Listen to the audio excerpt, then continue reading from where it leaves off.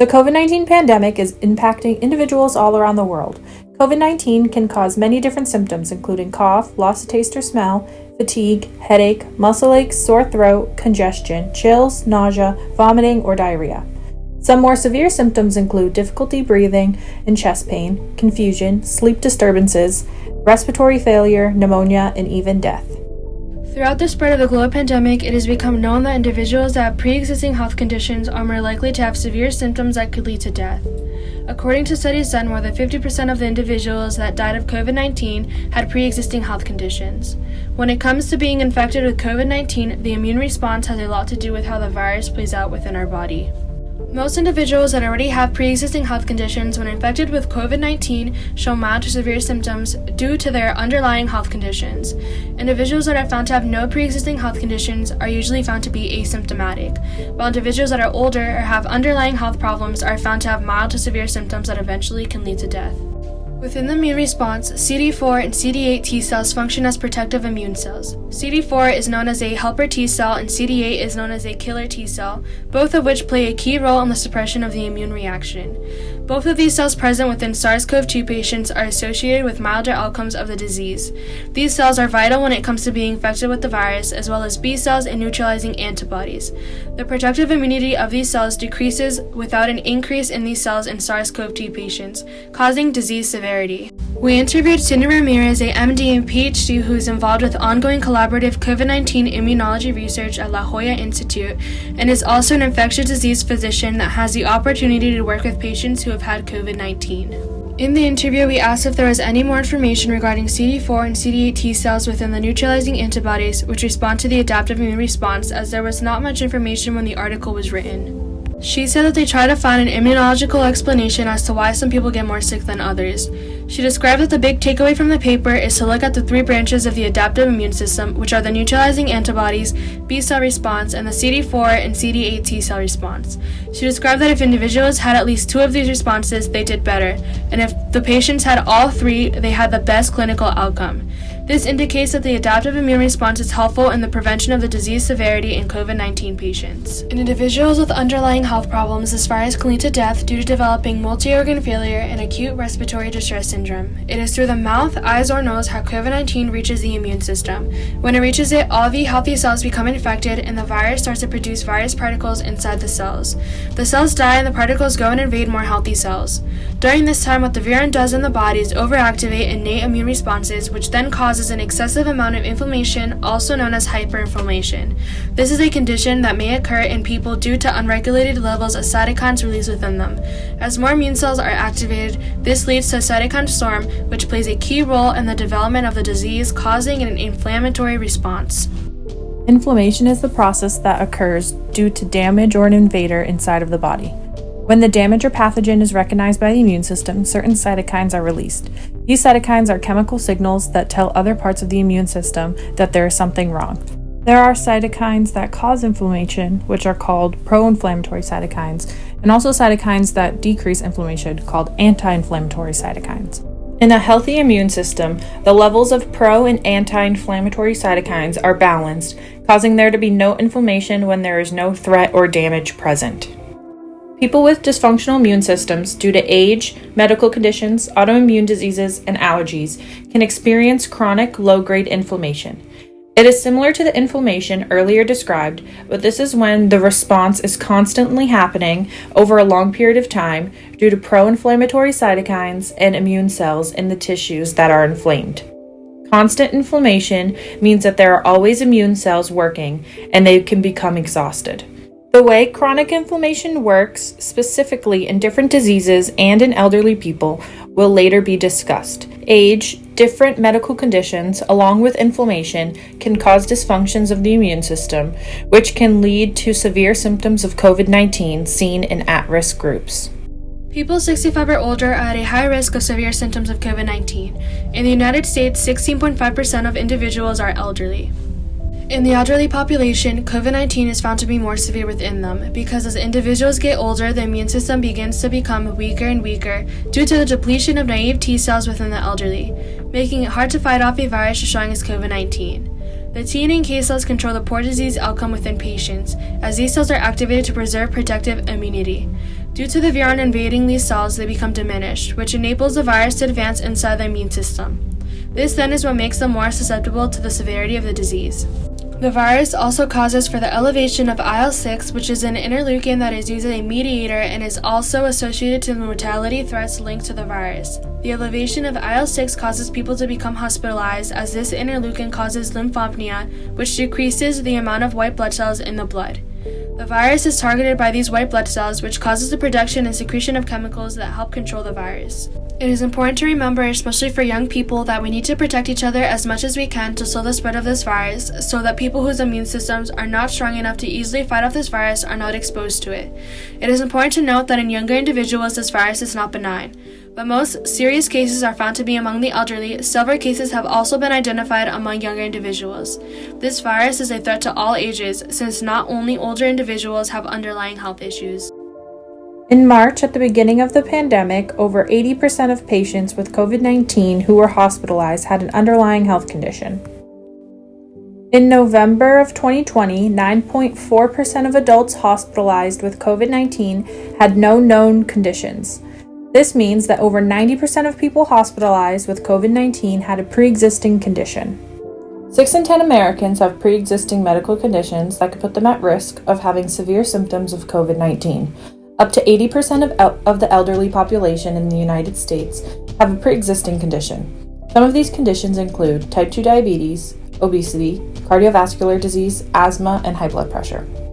Having a pre-existing condition leads to a compromised immune system. If they get infected with SARS-CoV-2 or any other pathogen, it is harder for them to fight it off. Due to low-grade chronic inflammation and other dysfunctions caused by their condition, the immune system is dysfunctional and cannot properly fight off SARS-CoV-2 if infected. People who are obese are in a constant state of low-grade inflammation due to fat cell apoptosis. In the fat tissue, the adipocytes, or fat cells, undergo apoptosis. This is due to there being a mechanical strain on the cell as the adipocyte tries to expand and causes it to undergo programmed cell death. As this occurs, macrophages are recruited to the site in the adipose tissue where the cells are dying. Macrophages are a big part of the innate immune response. Their main job here is to release pro-inflammatory cytokines causing inflammation. This inflammation is not good for the immune system. Chronic inflammation and elevated cytokines can impact the immune response, and that can be dangerous if the body encounters something it needs to fight off, like SARS-CoV-2. This can lead to macrophage activation syndrome, or MAS, which is similar to cytokine storm if infected by SARS-CoV-2. A cytokine storm is the overactivation of the immune response, leading to elevated levels of cytokines, causing a dysfunctional immune response and inflammation. MAS occurs in patients with severe viral infections and is due to very high levels of pro-inflammatory cytokines and molecules. This can be a severe symptom in people with COVID-19 and chronic inflammation, which can lead to acute respiratory distress syndrome or multi-organ failure. People with type 2 diabetes not only can experience severe symptoms of COVID-19, but are also at high risk for other types of infections that impact organs and tissues in the head and neck, lungs, GI tract, skin, and urinary tract. One reason the severity increases for people with type 2 diabetes is because they have low-grade chronic inflammation that exhausts the body's immune system, making it too weak to have a proper response when there is an actual threat like SARS-CoV-2. One explanation for the chronic inflammation is due to overactivated and abnormal T cells. People with type 2 diabetes can have higher levels of helper T cells. The type of helper T cell that is elevated produces a cytokine that promotes inflammation, IL-17. Regulatory T cells were decreased in patients with type 2 diabetes. These cells are important in anti-inflammatory responses and suppressing helper T cells. The increase in helper T cell and pro-inflammatory cytokines and decrease in regulatory T cells and anti-inflammatory cytokines can be what causes some of the low-grade chronic inflammation seen in patients with type 2 diabetes. Another reason that people with type 2 diabetes are more vulnerable is due to high blood glucose or hyperglycemia. This is due to insulin resistance due to elevated cytokines and immune cells in the adipose tissue previously explained. Uncontrolled high blood sugar can be damaging to the immune system because it reduces the recruitment of the adaptive immune response. This is due to there being a decrease in cytokine production found in the leukocytes that are found in blood circulation. The type of cytokines that are reduced due to hyperglycemia are the ones important in activating and signaling the cells of the adaptive immune system. With a decrease in these cytokines, the adaptive immune response can be severely impacted and can't be properly recruited when the body encounters a pathogen like SARS-CoV-2. This is just one of the many ways that high blood sugar impacts the immune response. Others include different dysfunctions of immune cells and decrease in cell adhesion molecules, causing there to be a decrease in recruitment of immune cells to the site of infection. People with pre-existing medical conditions can do things that can improve their immune system, so if they do become infected by a pathogen, they're not as vulnerable. We spoke with a professor at Appalachian State University named Dr. David Neiman. He is interested in exercise and immunology. He gave us some insight on ways people with pre-existing conditions can stay healthy during this pandemic. He gave us 2 ways. 1, adhere strictly to mitigation guidelines, and 2, improve immune health by regular exercise, weight loss, stress management, regular sleep, and healthy dietary patterns. He stated that systemic inflammation is best controlled by being lean and fit. During quarantine, with gyms being closed or having limited capacity, and in the colder months, it can be harder for people to stay active to maintain a balanced immune system. The expert said home exercise is recommended, brisk walking outside, manual labor in the yard. There are many ways to get exercise outside of the gym. Exercise can help with the circulation of immune cells in the body. Exercise can change different processes in the body that can increase anti-inflammatory responses. An hour or less of exercise can cause a small increase in anti-inflammatory cytokines that can decrease low-grade chronic inflammation. In obese people, the adipose tissue is what can cause some inflammation.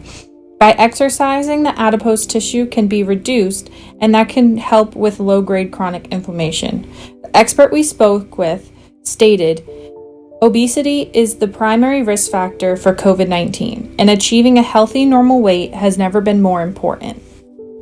People with these pre-existing health conditions are experiencing more severe symptoms and having to be hospitalized because their immune system is exhausted from continued activity and cannot mount an additional fight against SARS-CoV-2. Since individuals with comorbidities and of older age are at higher risk in having severe symptoms that can lead to fatality, precautions to avoid getting infected are vital. The measures include social distancing, successful hand washing, the use of masks in public areas, and the restriction of communication between individuals. With this being said, individuals need to be mindful of the risk of COVID-19 in people with existing health conditions, because they are the individuals most affected by it. Hopefully in the future, through education, it can become possible for all people to be more compassionate and care for what their actions are doing to others that are less fortunate. In addition, we can all take steps to ensure that our immune systems are not overburdened by daily life through diet, exercise, and remediation of stress.